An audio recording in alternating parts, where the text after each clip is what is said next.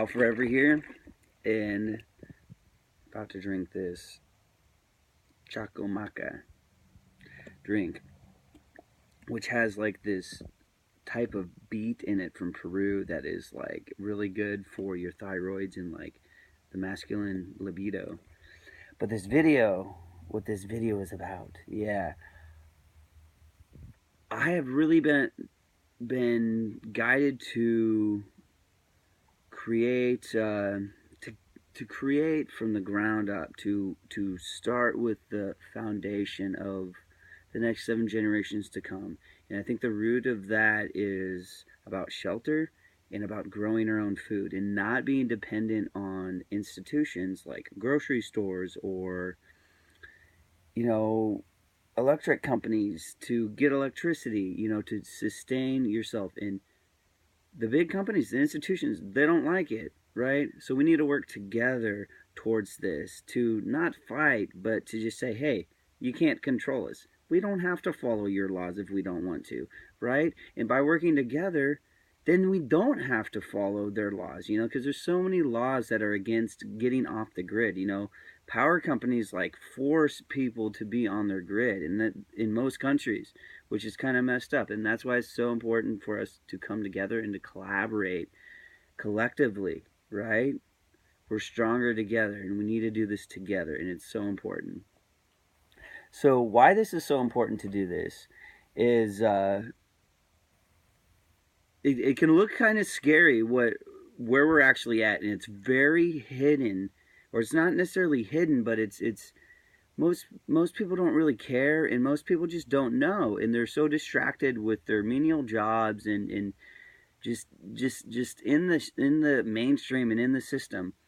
But to be conscious and to maybe to know and to have an understanding, and that's what I'm going to help you in this video with, is to get with food and how important food is we are in a health epidemic right now. And a lot of people think, oh, it's because you need to exercise, and that is a huge part. But primarily, the biggest part in why we don't want to exercise is because we are unhealthy from not eating healthy food. One huge thing is there is not minerals in food, and so we are very unhealthy because we don't have minerals. And we're also really unhealthy because of other things like genetically modified food and pesticides in food also makes us very ill, makes us sick. And no matter how much it's been hidden, it is a fact that this is occurring. And so it may seem scary, but it doesn't have to be scary. All we have to do is stop eating those foods and grow it ourselves. And you don't even have to have a farm or land. You can grow leafy greens in your window, and I think everyone should start from there. I need to be doing that. Like, I could do that in my bus here. It'd be cool to create a greenhouse bus that you could travel with other buses and do a village like that. Like, that's just kind of one of my ideas. But I think really getting back into the soil and getting to that root, especially from a spiritual standpoint, because so many people want to put the roof on their house of spirituality without laying the foundation first. And this has created like a spiritual ego and like just not realistic thinking. So I think getting from the foundation up into the roots of things, and like the reason why there's not minerals in our food is because it's not in the soil, because we've used fertilizers, we've used pesticides to deal with pests. And the reason why plants aren't yielding a whole lot, the reason why plants are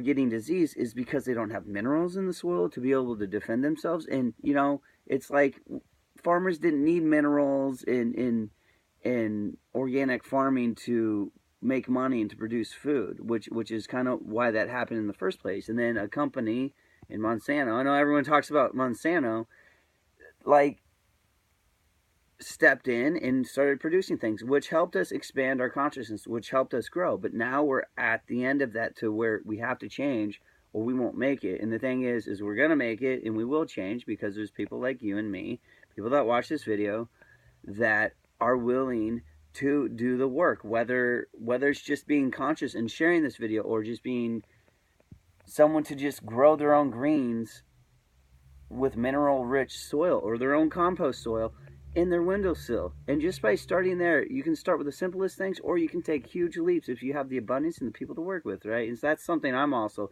asking for and trying to anchor in into my life. So I think it's really important to be really conscious of what we're doing. And it's not scary at all. It can look scary if we don't do something about it. The damage we've done to our soil, and I'm from the Midwest. The Midwest does not have topsoil because it blew away in the Dust Bowl.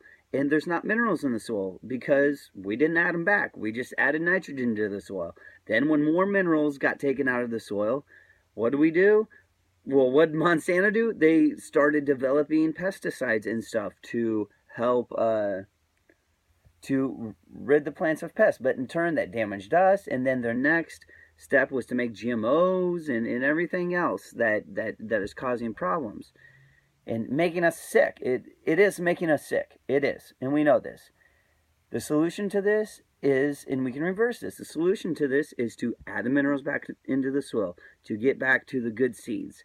You know, when it comes to grains, we need to get back to ancient grains. You know, the wheat and even corn, you know, like wheat and corn have been bred for so long by humanity. You know, corn was you know, the Western way, and wheat came from you know, Europe and the Middle East and in Egypt and stuff. That's where wheat came from. The wheat back then was different. It didn't have these carbohydrates in it that are making us sick. It didn't have the certain kinds of proteins like the certain types of gluten in it that are making us sick, right? But now it's different. You know, it's been bred to match our machines instead of our machines match the wheat, and it's like trying to make things easier in turn has harmed us. And so by getting back to the good seed in the real crops, you know, the ancient grains, and getting back to the real corn, right, as well, because corn back then, when the Anasazi grew corn, their corn was like this big, right? And now it's like corn will be like that big, right?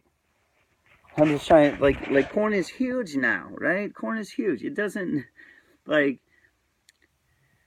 you know, that's all throughout breeding. And I used to row corn. I used to work for Monsanto when I was in high school. And what I did was cut down the rows of corn where they were breeding corn. They weren't making GMO corn. They were breeding corn where they were cross-pollinating corn to create a better seed.